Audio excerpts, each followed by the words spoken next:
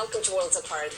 The former evil empire standing up to the empire of lies. When Vladimir Putin was announcing his decision to depotentiate Ukraine's military infrastructure, he wasn't just resurrecting the ghost of the Cold War. He made it clear that the US-Russian animosity never really ended. How hot and bloody could it still get?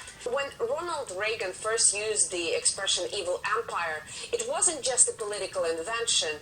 It was actually a statement of political belief. He truly believed that the Cold War was a battle between good and evil. When Vladimir Putin alludes to that trope today by calling the West the empire of lies, is that just rhetoric, or do you think he's also caught in this battle between the forces of light and the forces of darkness? Which is present in Ukrainian society for many years, and especially after the coup of 2014.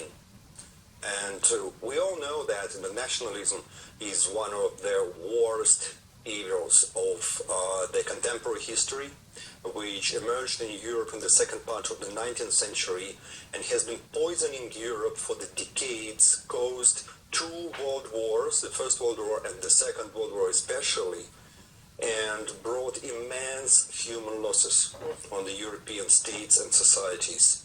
In Russia we know that nationalism is one of the most dangerous things, if not the most dangerous thing, about which we can even speak about.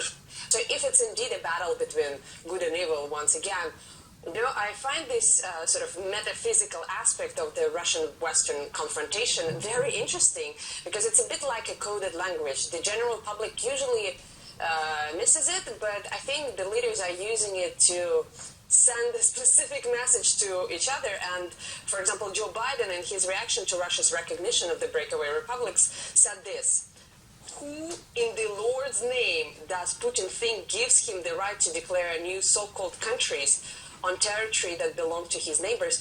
And that's, I think, a question that's worth pondering. What is the source